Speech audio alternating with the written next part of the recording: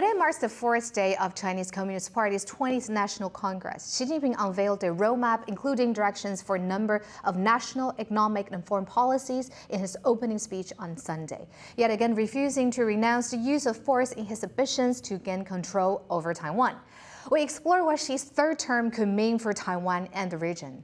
Hi and welcome to Taiwan Talks, covering the latest global news and analysis from a Taiwan perspective. I'm Catherine Liu. I'm Rath Wang. Joining us in the studio today is Raymond Sung, Deputy CEO of the think tank Taiwan National Constitution Foundation, an expert in Taiwan and the region's geopolitics, and Wen-ti Sung, lecturer at the Australian National University's Australian Centre on China in the World, an expert on Australia, Taiwan, US, China relations, having worked with various think tanks around the world. I spoke earlier to Steve Yates, chair of the China Policy Initiative at the America First Policy Institute, former White House Deputy Assistant to the Vice President for National Security Affairs. Our Taiwan Talks host, Ian Kavat, also spoke earlier to Michael Sheridan, award-winning journalist and author of The Gate to China, an epic history of the rise of the People's Republic and the decline of Hong Kong, and Alex Capri, research fellow at the Hinrich Foundation and lecturer in the Business School and Lee Kuan Yew School of Public Policy at the National University of Singapore. Let's hear first from Steve Yates, chair of the China Policy Initiative at the America First Policy Institute, former White House Deputy Assistant to the Vice President for National Security Affairs, on the risks and considerations on Xi's third term in the context of Taiwan. Let's take a look. We have to look at what China's leaders say, what their militaries and their ministries are doing, and then we have to plan from the worst case scenarios forward, because on any given day, China's leadership could engage in irrational behavior or provocative behavior, and we just don't get the luxury of knowing. It would be very counterproductive for China to do something that injures Taiwan's economy as much as its people, because China is dependent upon a supply chain that involves Taiwan just as much as Taiwan is dependent on a supply chain that involves China. And so it would hurt itself should it act in these ways, and yet we can't discount that possibility. Those who have seemingly challenged him have ended up in jail or executed or otherwise disappeared. So unfortunately, this very aggressive form of cultural revolution-like politics in China seems to be moving forward in this modern era. As you've just heard Steve Yates talking to Rath about the unpredictable nature of Chinese Communist Party and Xi's third term, now we'd like to start off the discussion on what his policy on Taiwan could potentially look like. Raymond, on CCP's National Congress opening speech on Sunday, we can see Xi has this unanimous support, right, in his party, and he still focused on his resolution on Taiwan's issue. Yep. Meanwhile, we can see on our National Day, our President Taiwan, I think she has softened her tone and manner in her speech. Maybe you beg different. Yeah, so from now on, you beg different, right? Yep. So from now on, how Xi's policy is going to evolve, and what does that mean to Taiwan? Okay, I think everything she said in the People's Congress Party will get unanimous support and a round of applause, of course. And of course, that she is taking his hardline policy toward Taiwan, which is no surprise to us. That it has actually been evolving for a long time since that he put forward this one country, two system in Taiwan formula, similar to Hong Kong's to Taiwan, as that's a quite a formal political proposal to Taiwan. But maybe let me say one thing on Tsai Ing-wen's speech on the Double Tenth Day this year. I think that's also to her character.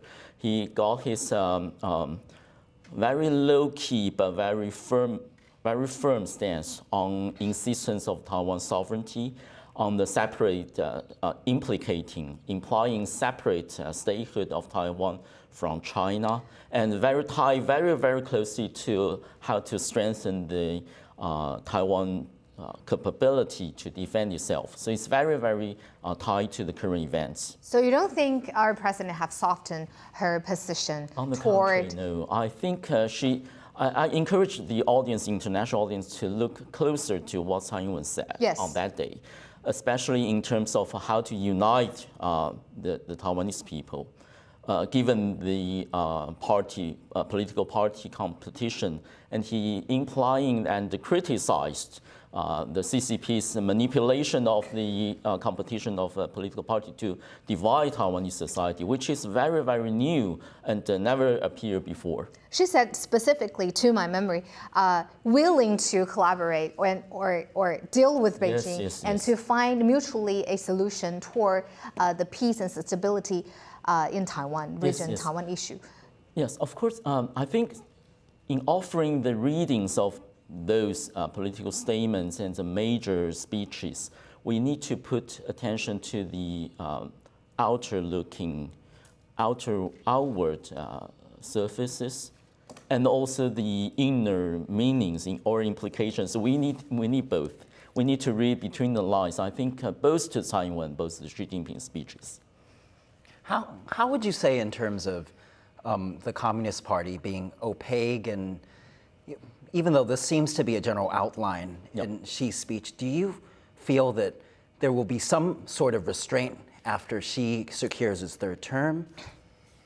Of course, Xi is maintaining his tough stance on Taiwan, linking Taiwan's turning back to the motherland, to the Chinese rejuvenation of the great Chinese people, and which makes no sense to Taiwanese people, actually. And we don't have to bind our own fate or our future with what Chinese people think about their own future. And of course, those are maintained, the hardline policies, and also the unwillingness to renounce the use of force if necessary, and to preserve the right to use every possible available means to unify Taiwan. Of course, those are maintained. But on the other hand, that Taiwan's policy towards Xi is not the very core, lie in the very core of Xi's whole speech. Of course, the 20th People's Congress conference is primarily the political task is to get Xi elected for his third term and possible for future terms. And those are primary purposes, and all other things are playing around that core. On a very separate note, Wen-ti, I would love to know the message coming out from the speech, both here in Taiwan and in mainland China. Are those messages is exactly what people want to hear? Because on the similar days, we got this 四通桥事件 that people in China expressed their feelings in a very strong and clear message opposing Xi Jinping. So my question, on the very separate note, is this message what the country needs for both sides? Right. There is the safe answer. The safe answer is it depends on how leaders on both sides play this, of course. But I would say that broadly speaking, if we go by, I guess we can go in order. President Tsai's speech and then President Xi Jinping's speech. I think President Tsai's speech, I can see what in Chinese they said a two-handed approach, 软硬两手, meaning there's a soft side and then there's a firmer side as well. So the softer side is when President Tsai reiterated that Taiwan is still willing and interested in pursuing, negotiating and indeed resolving differences between the two sides of Taiwan Strait through peaceful dialogue. But of course, she wants to do it on the kind of political condition that Taiwan society will find acceptable, of course. And that condition, a major part of that is, of course, how you define the political relation between the two sides, e.g., does Taiwan subscribe to the 1992 consensus, for example. So I think that's a firmer side. She is still in the negotiation phase on that issue. That's a softer side. On the firmer side, it's when I think in the actual speech of President Tsai, she made a few mentions. There were a few times when she referred to Taiwan as a resilient island. And there's a part of it when she said, having obtained resiliency in this resilient island, we are now trying to move towards building a resilient nation. Why did she choose the word island? I think island for many is a, generally speaking, value-neutral word that could be used to connote a geographic concept or a political concept. So in that sense, it gives that room for constructive ambiguity that Beijing perhaps would like to see from Taiwan. So that's why I said when she also said she's going to build a resilient nation, that's the firmer side of President Tsai's speech as well. But do you feel that there could be dialogue, given that Tsai seems to be offering an olive branch and also, with Xi Jinping kind of dialing down part of that narrative? It's never say never, right?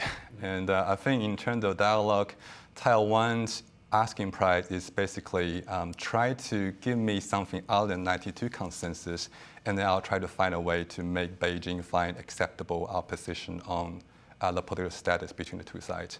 For Beijing, Yes. we've been hearing this thing called, the way they phrase the political precondition for talks has been moving over time as well. It used to be the 1992 consensus, which embodies the One China principle. That used to be the standard saying. It's loud and clear. Yes, and more recently, and including President Xi's speech a few days ago, he said that they want Taiwan to accept the One China principle and the 92 consensus. So logically speaking, they are disentangling the two concepts slightly. Yes. So whether that means room for constructive ambiguity out of Beijing or not, I think that remains It's to be open seen. to interpretations, right? Indeed. Okay. More room, more space. That would be, I think, what friends of Taiwan would like to see. But whether that's a one-time offer or whether there'll be more stuff in the fine print somewhere, I think that's what China watchers around the world are paying attention to right now. Raymond, do you agree?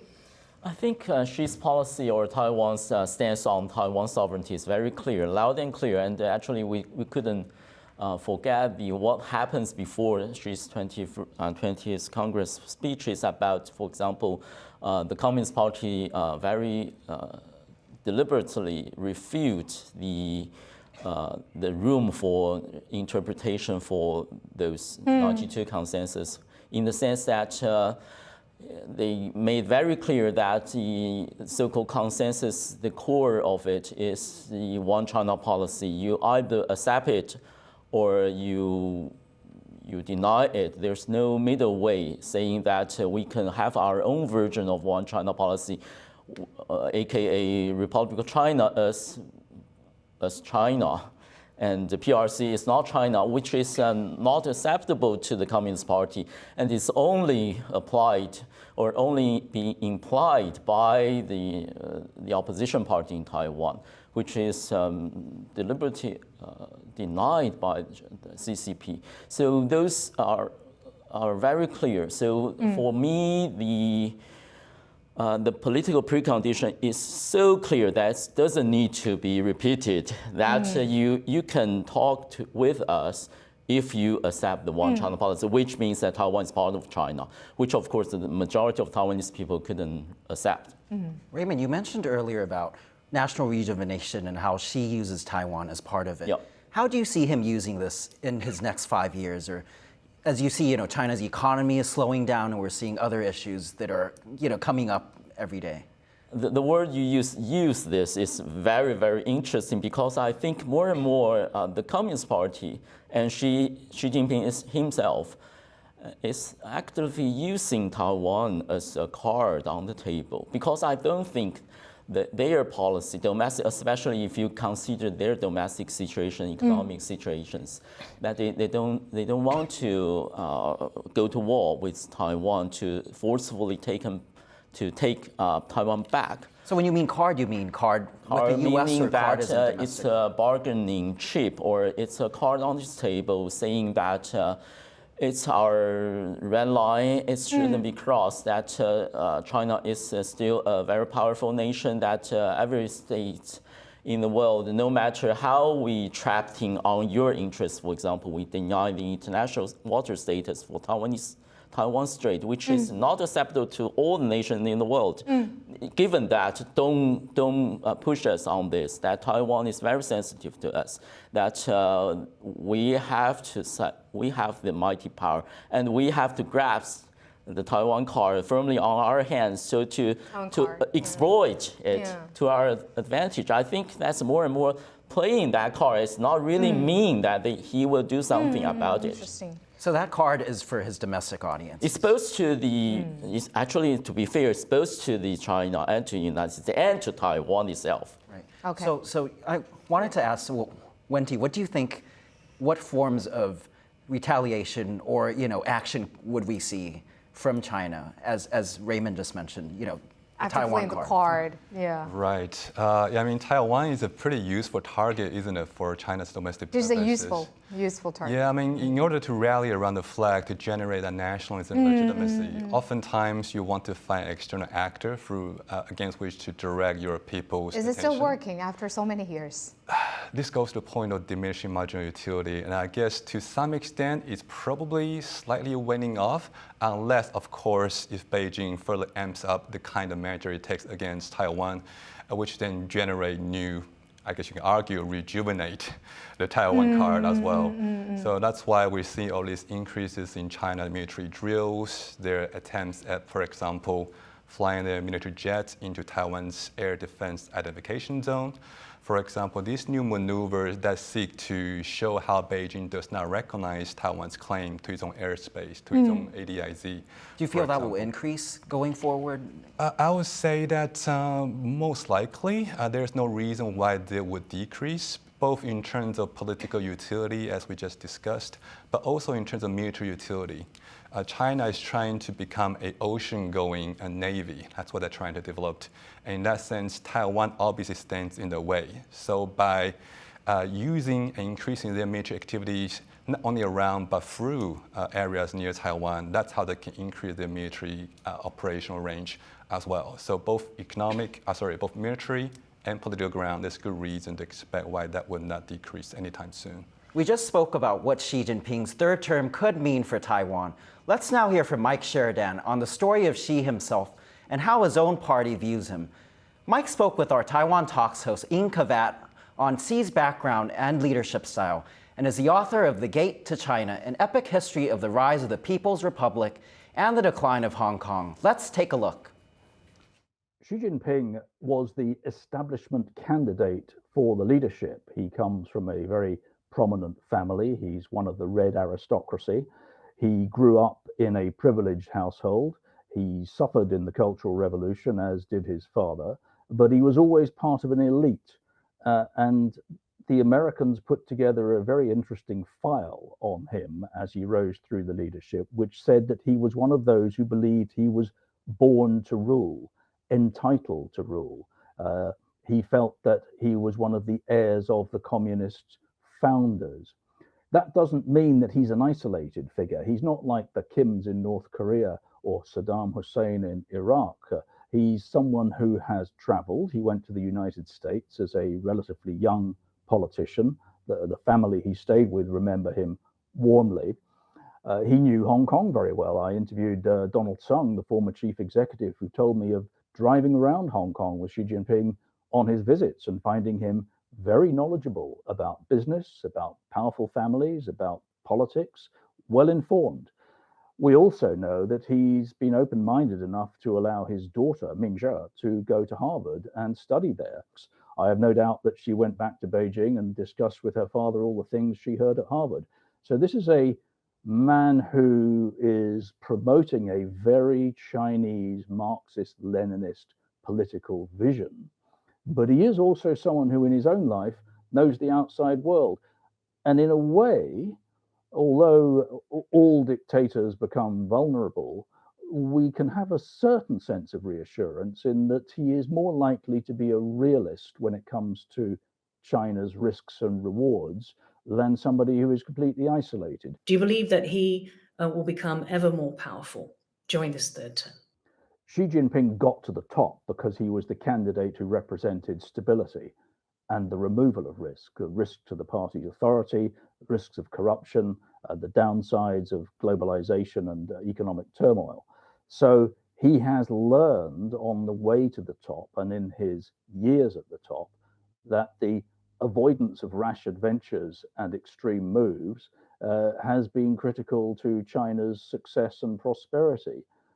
We get to the point, however, in all episodes of single man rule, where the risk turns on the person themselves. So the question is, would he risk a military adventure if he thought that, for example, there was a confrontation brewing in the straits between Taiwan and the mainland? Obviously, the truthful answer is we don't know. But right now, as things stand, I think we do know that a military conflict could not possibly be in China's interests. It could be in Xi Jinping's interests if he felt his position was under threat. So historically, dictators have resorted to foreign adventures to make up for the inadequacies of their own rule and their own mistakes. Hopefully, we're not there with China. And also, China still has quite a strong collective component to its leadership. There is a standing committee, there is a Politburo, there are voices, there are factions, and while there is a personality cult around Xi Jinping, we don't see any evidence as yet that he has acquired the complete autocratic powers that accrued to Mao Zedong. You just heard from Mike Sheridan about Xi's leadership style and what it could potentially mean for Taiwan. So the next part, we're going to discuss Xi's personality and his leadership style. I'm personally very curious. It's been years that Taiwanese people have heard, if you have to talk about legacies, Xi's legacies is to gain control over Taiwan totally. That will make his name in the history. It's been years we've been hearing the scenarios. Does that echo to his ambition, his leadership style, and his status in CCP party? I think that taking Taiwan over is part of the bigger picture, which is the China dream or the national rejuvenation of great Chinese people and prosperity for the Chinese society, all that. And for China to play a greater role on the world stage.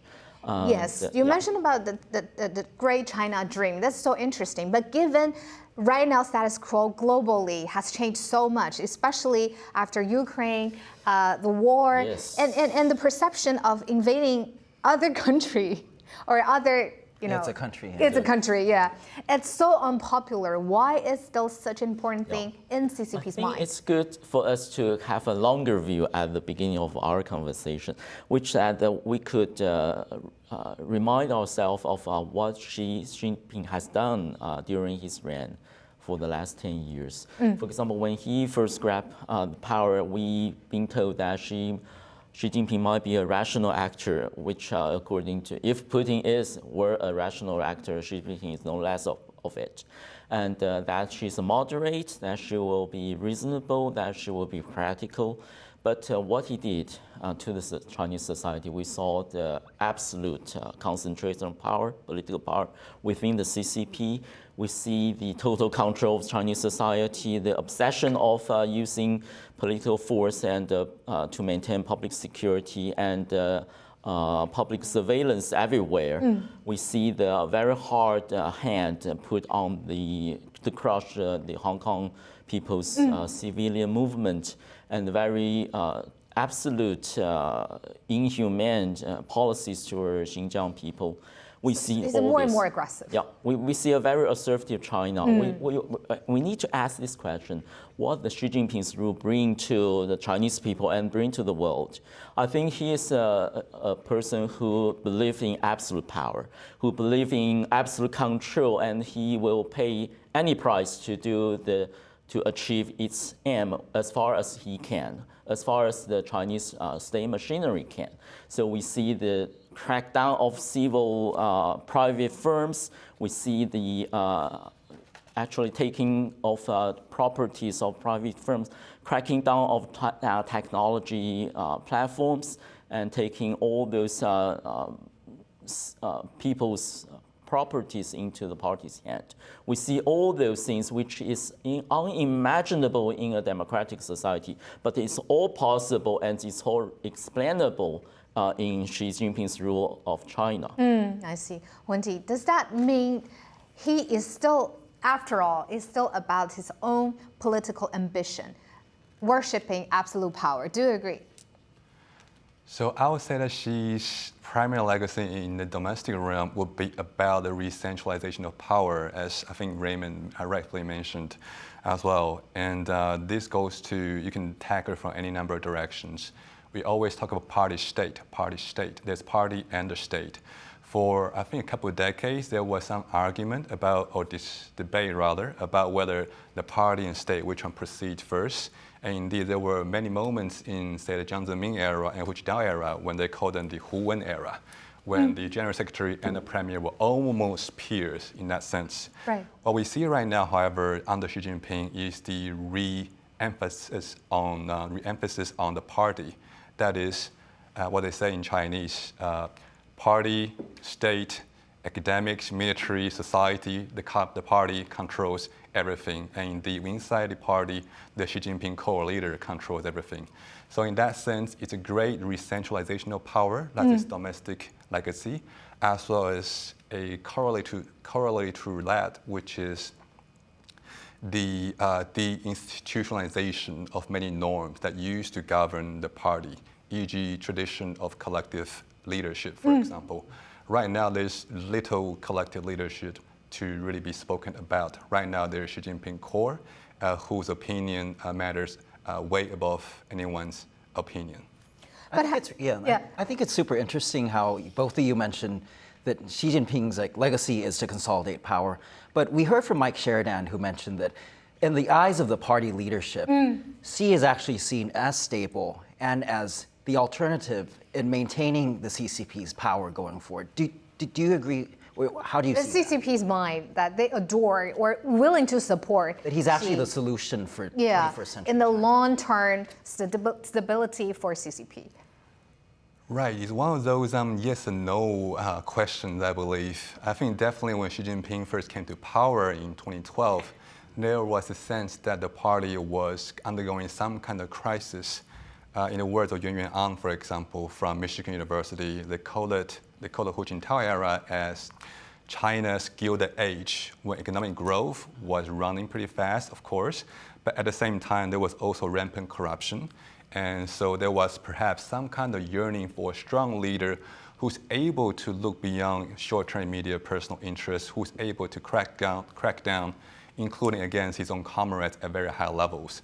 So in that sense, one could argue that early on, Xi Jinping definitely did answer the call and that there was a desire within the party elite ranks who wanted a strong leader like Xi. To this day, however, it's less clear whether his support is still at the same level or is still as heartfelt. It's been a while, of course, as any president in Western democracies, by the time you get to late second term, there was some kind of dissatisfaction on any number of policy areas. But also because he did break down the traditional collective leadership, as well as break down quite a number of norms governing leadership succession, e.g. governing who get to promote it to the very high ranks of the party. And therefore, it makes it a lot less clear what's the avenue for career progression inside the party for those who are at very high, let's say, Politburo level and up. So in that sense, he does enjoy support from, one would imagine, the populace, but among the elites, though, the centralization of power does mean power sharing with other elites is less than before, and that may potentially generate some kind of dissent among other party elites as well. I see. What kind of forms of dissent would you expect? Do you see a change in the leadership? There's a lot of talk around Wen Jiabao and all these other people. Yeah, if not him. And, you know, different who's been party waiting for a leaders long time. making noise and all that. Right. So personally, I don't quite subscribe to the retired elders trying to take down the current leader, Xi Jinping, theory. Just because if you were a leader once before, for you to try to take down President Xi right now, it's a high-risk, low-reward proposition for these leaders like Wen Jiabao, Zhu Rongji, and such. They're in their 70s, 80s, or even 90s in the case of Jiang Zemin. They have been leaders before. Even if they did take on Xi Jinping, who else is going to replace him? Definitely not going to be 90-something-year-old Jiang Zemin, for example. So there doesn't seem to be that much in it for them. So in terms of resistance, I would imagine the most obvious option would be what they call lay flat-ism, 躺平主义, meaning that It won't be doing anything. Yeah. Enjoy not doing anything.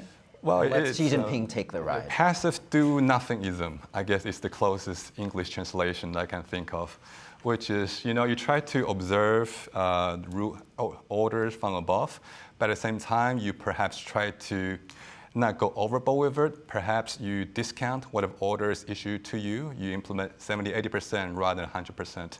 That's how they show that form of passive resistance. Doesn't that mean a sense of powerless, that you cannot do anything because there's no gaining opportunity for them in the party? So from the party to the civil society, everyone, even the younger generation, is talking about 躺平主义 as well, right? As we're speaking. So is that a overall sense in China right now in the society? Since you mentioned. So I mean, China is like 1/5 of humanity, so I'm not going to try to speak for 1/5 of humanity. But what I can say, however, is that I think for party officials, they look at what's being said at the Party Congress Work Report. They look at what's being said in other policy guidance when they repeatedly said that the math that matters politically is the political math, 算政治账, i.e. performance now is evaluated less on economic growth. It's more about how you demonstrate political loyalty and consistency with the party line. I see. And party line shifts all the time as well. So it's hard for officials down the chain of command to figure out what exactly should I do right now so I won't run afoul of higher up leaders. Yeah. Raymond, I'm so curious about where does this unanimous support coming from? If you look at the economic growth, how they combating COVID, it's untangled with the reality. How does he still gaining so much, support in the party and the people? So that's why I see we need to look beyond the surface. Yes.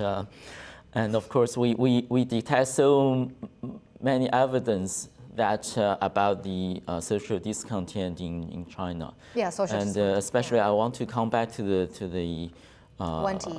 the political structures of the CCP and what Xi Jinping changed those rules.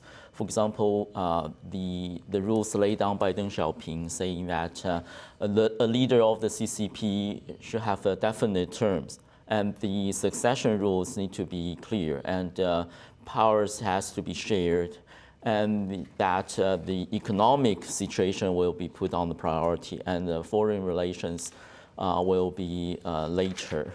And all those rules are broken or abolished by Xi Jinping, especially when we are witnessing his crowning for his third term, also for possibly future terms.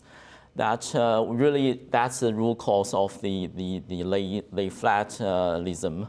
And because people seeing that there's no point we do anything, there's no point of change.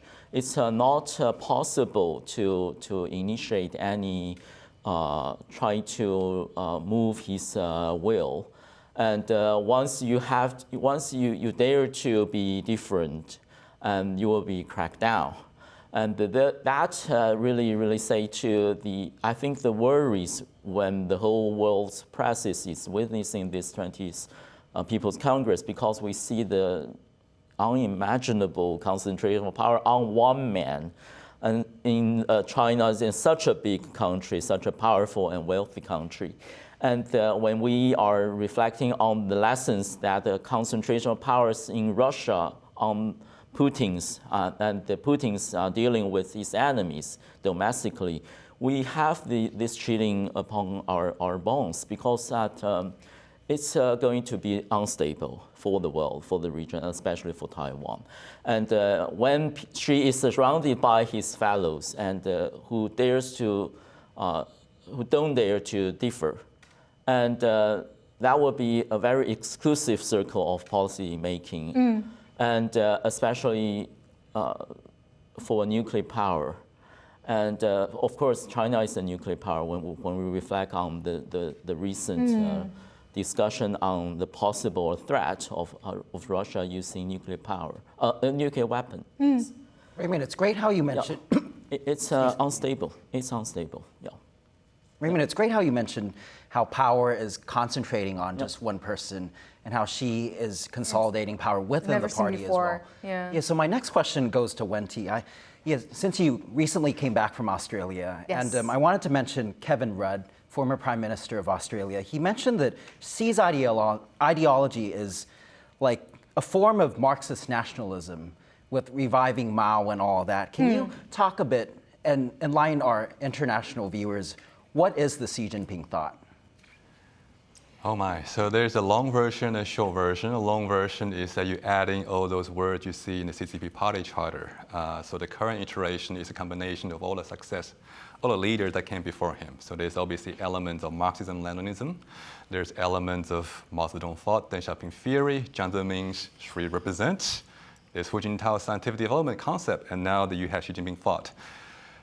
They always build on what came before them, so it's going to be a long laundry list if you're going to go down that route. So a shorter version of Xi Jinping's ideology right now, Yes. what we imagine is some kind of combination of economic performance-based legitimacy plus sticking to a Marxist-Leninist state that is one-party rule, party-state structure, and plus his signature right now, which is 两个维护, i.e. the two consistencies. But is it a one party or a one man rule? Do you feel party also has some say in?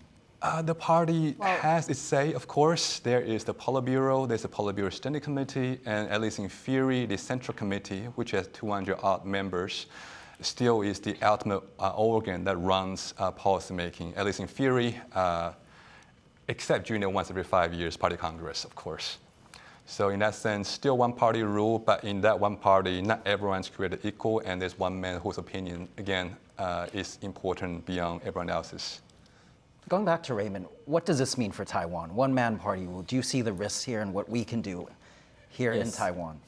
Yes, yes. I think firstly that it's becoming unpredictable on this for Taiwan, because actually we witnessed this many times. For example, any responses, or we have so many collaborators in Taiwan society.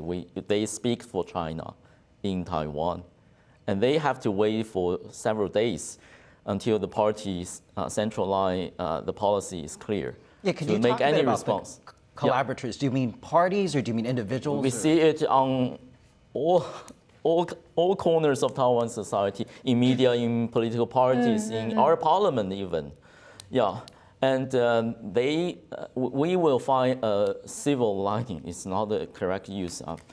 Colloquially speaking, a civil lining of those echoing of Chinese parties' policy or their responses to the Taiwan society's or Taiwan government's decision. And they will have to wait for the confirmation of the party central's decision making. So it takes longer for them in recent years because they don't know the decision of the, for example, Taiwan Affairs Bureau, Guotaiban of China is not reliable anymore. It has to be totally in the hands of the Xi Jinping. So they need to have to wait for the top leader to confirm. So that's why they wait several days for them to echo, for them to know what to say. So what's Taiwan's strategy in dealing with this? Do you feel? It's unpredictable, and of course we need to, I mean, in the context possible, of, you say actors for China, how do we unify that message to prepare? In normal situations between two nations, we will have to try to figure some way to have hotlines, for example, or go-betweens between the two leaders. But it's getting more difficult in nowadays. Still very difficult, very, not very getting difficult. easier in any sense? No, it's never been more difficult. So it's than impossible before. for a foreseeable future that the two leaders gonna have dialogue together. I think that's meaning that what we see, the channel of communication is broken down. Of course, there's no problem of it. But on the other side, the two leaders have a mutual understanding. I mean, they react to each other.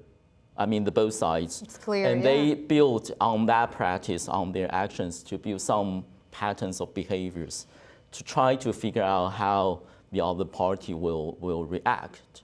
So that's been accumulated for some time, even before the CCP and the DPP, which the CCP fiercely opposed or tried to suppress, of course. But they, even for the CCP, even for Xi Jinping, has a practical way to deal with the Taiwan, pro-Taiwan or Taiwan native political party or political forces, even though on the surface of their rhetoric, they see that's a Taiwan independence movement and it's trying to get the foreign powers, outside power to influence the China-Taiwan relation, even for those fear words, that they have accumulated a practical way to deal with Taiwan. Vice versa on the Taiwan side. Speaking of foreign powers, and Wen-ti, do you feel that Australia or Japan or other regional allies could play a role in facilitating that dialogue and maintaining peace? Yeah, that's a two-part question, isn't it? There's the maintaining peace part and there's the facilitate dialogue part. The facilitate dialogue part is harder to do just because Beijing has this position that they think cross-strait relation is a quote-unquote domestic affairs, and therefore they don't want other external actors to intervene or play a role. But that's not to say that in, let's say, multilateral forums like the APEC, for example, Asia Pacific Economic Cooperation Organization, on the sidelines of these meetings, there's a chance for all these other countries to perhaps facilitate meeting on the side between the two sides of Taiwan Strait. They are there to help at least build confidence, to relay messages indirectly between the two sides, just to signal that nobody's going to be going too crazy anytime soon. But that's for confidence building. Yeah. In terms of peace and stability, then yes, I think that's an important point, and that's a role for foreign actors to play as well. For Taiwan Strait, I think an important factor right now is to make sure that it's hard for Beijing to miscalculate its chances of having an easy victory or at least a low-cost victory in the invasion scenario. So in that sense, the more that other actors can signal their commitment to seeing peace and stability in Taiwan Strait as a core interest of theirs, the more that they are willing to engage in diplomatic and economic activities in ways to signal to Beijing that a unilateral change of status quo would not be favored by these countries, the less likely that Beijing will miscalculate and pursue a military adventurism against Taiwan. I see. We discussed Xi's leadership style and what that means in the next 5 years. Let's now hear from Alex Capri, research fellow at the Hinrich Foundation, focusing on advancing sustainable global trade. He explained the rising techno-nationalist trends in China and what that means for Taiwan and the region's economy. Alex is also a lecturer in the Business School and Lee Kuan Yew School of Public Policy at the National University of Singapore and a former advisory partner at KPMG. Let's take a look. A third term for President Xi Jinping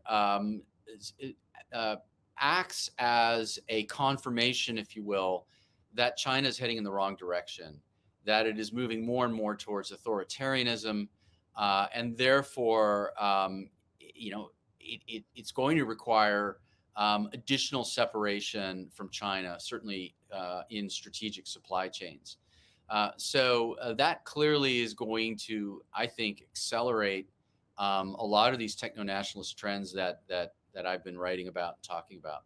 Alex, how do you see the U.S. perceive policies such as zero COVID that are business risks for something that's seen as a stable flow of products?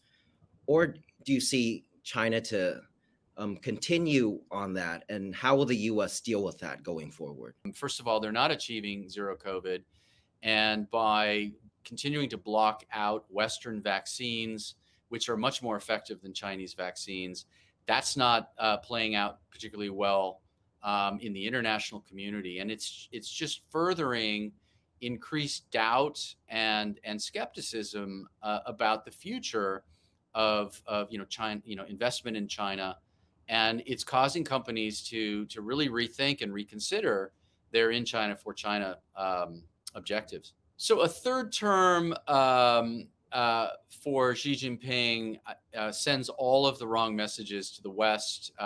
It validates that China is heading in the wrong direction from an authoritarian perspective, and it's going to accelerate decoupling trends, and it's also going to discourage companies that are, that have been working to secure an in China for China strategy, which in the early days actually requires an increase in investments to insulate those in China operations. So it's not a positive thing for sure, I think, and the optics of it again point to increasingly strained relations and more uncertainty and more doubt on the part of foreign companies when looking at the business landscape inside of China. As you mentioned that this isn't a positive trend, do you see Taiwan's role increasing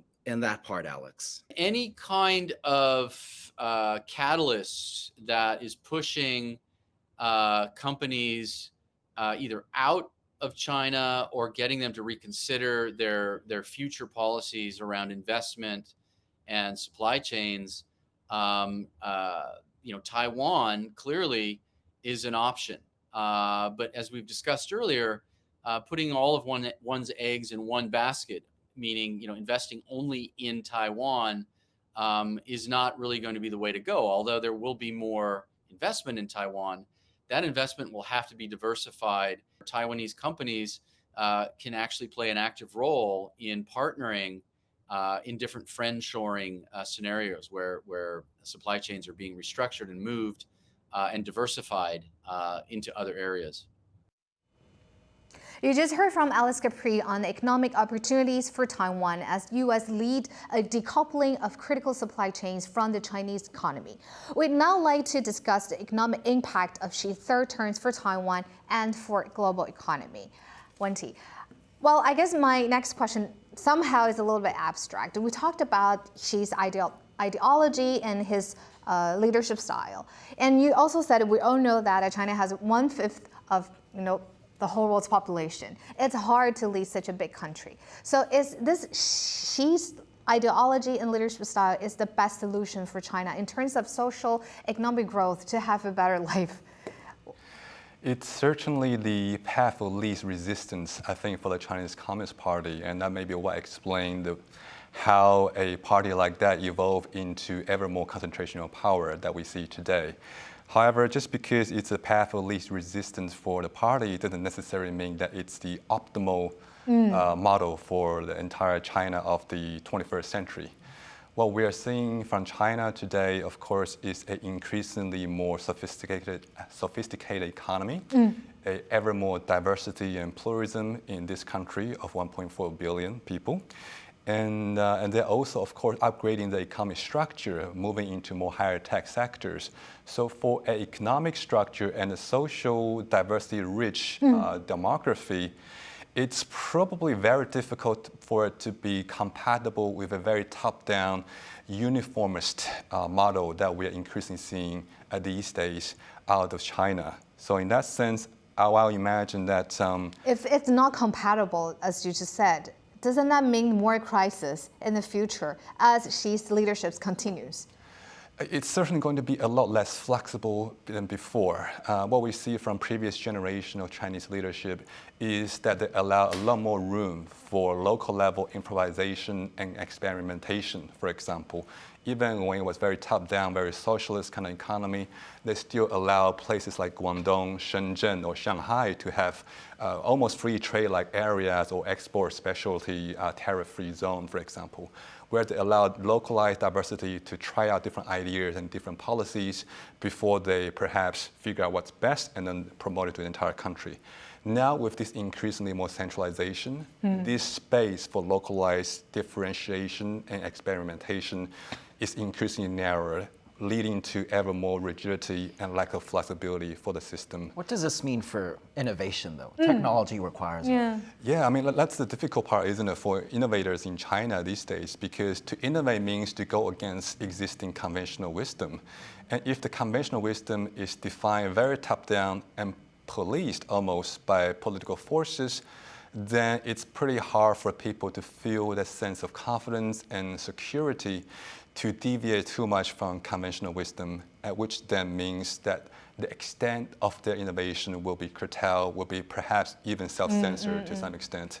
Does that mean more opportunities for Taiwan? Because it's such contrary nature, right? Oh man, it's tough because we obviously don't want to frame it in zero-sum game terms, but definitely Taiwan as the leading democracy in Asia and certainly the foremost liberal democracy in the Chinese-speaking world, Taiwan has a positive role to play, and that Taiwan remains an important factor in terms of political model and economic model, and I think Taiwan definitely has a lot to contribute to the world. Yeah, I wanted to go back to what Alex mentioned in terms of U.S. leading friendshoring, restructuring of supply chains, and that Taiwan plays a key role in these critical parts, say, not just semiconductors for defense, but for everything we use in everyday life. And how do you see that going forward? Are these opportunities for Taiwan? I'll let Raymond, it's a great question. How do we see the concentration of the manufacturing of the semiconductor in Taiwan, which supply about more than 90% of the more advanced chips, which is crucial for technology products. And there are several ways that the United States government one time see it as a threat or a risk for national security, and they try to persuade, for example, TSMC to build a factory in U.S. and so they have a domestic production base in the United States. And also the second factor is that actually on this, China is quite dependent on Taiwan, because Taiwan still controls the key or the more advanced production of the chips. As we see with the ban, they only banned agricultural products, but the chips. So of course, there's no decoupling in that for that sector between Taiwan and China, which is, of course, that's to the disadvantage of China. Third is that recent public speeches of Taiwan on the Taiwan side. For example, the current CEO of TSMC said in an interview that Taiwan's model of this production is hard to replicate in other countries because we have a very, very complete educational training and office employment conditions, which made such efficient production and such great capability to innovate into a more modern, advanced technology possible. And second is the founder of the TSMC saying that the world should not see the concentration of manufacture in Taiwan as a threat or a risk. Rather, it should be viewed as an asset to the world. I think President Tsai which means that well. Tsai also said that because Taiwan has demonstrated itself to be very capable to handling not only its domestic technology innovation and production, and also the cross-strait relations and the international security environment, which made the basis of production in Taiwan safe. And Taiwan is a responsible actor. So that's the new one. So that's quite a persuasive argument, I will argue, to the world and to the United States government. And it should be seen as a crucial part of the supply chain, but it's also very stable and responsible in the hand of a responsible partner. So do we expect that to increase going forward with the new supply chain realignment and all that? Do you see, say, more people coming into Taiwan to build more factories, or do we have Chinese companies going out? Government, as far as I know, that our officials are working very hard to try to put this point forward to the world, and especially to the United States. And I think that's quite persuasive, but we have to wait longer to see what happened. I want to talk about a zero COVID policy. It's predicted that it's going to continue till 2023, even after she's expected to gain a third term, right? It's not compatible with the global trend. Well, looking into his communicational style even, it's not compatible with global trend. What does that mean for Taiwan relations looking forward? Does that going to impact our economy or our perception? Because we can now have more tourists to have more opportunities dealing business with other countries. It's all linked together, right? What's your opinion? So obviously a big topic as well. So I'll start zeroing on one issue, and that is what Xi Jinping's third term may mean in terms of peace and stability across the Taiwan Strait. And on this, I think there is a certain conventional wisdom out there that says in order to win an unprecedented third term, Xi Jinping will have to somehow take over Taiwan by or before 2027 so that he could kind of justify getting an unprecedented new term. And I've always found that argument to be a little bit problematic because we kind of all expect President Xi to get a fourth term beyond this as well. So if he did manage to deliver Taiwan as a prize for his third term, and I'm not saying it's going to happen, but let's say hypothetically if it did, what is he going to use to justify getting a fourth term or perhaps a fifth term going forward? So I've always thought that in that particular sense, even if President Xi does secure a third term, which seems very likely, of course, it does not necessarily mean greater risk of immediate military adventurism against Taiwan. That only buys us 4 years of time. I would say it would buy a lot longer than that, of course, and what ultimately is going to buy Taiwan time and peace, of course, it really comes down to two things. Taiwan has to take care of itself economically and politically, make sure that it still remains the foremost military as well, of course, because what's that saying? We help those who help themselves, and Taiwan has to show that it does seriously help itself. That's number one. And number two, an extension of that is to show that Taiwan is a considerate and understanding ally and partner and friend to many friends like US, Australia, Japan, and around the world as well, to show that we are pragmatic in Taiwan, that we are not quite in a rush to pursue unilateral changes to the status quo. So, which means that if any unilateral change does happen, Taiwan will be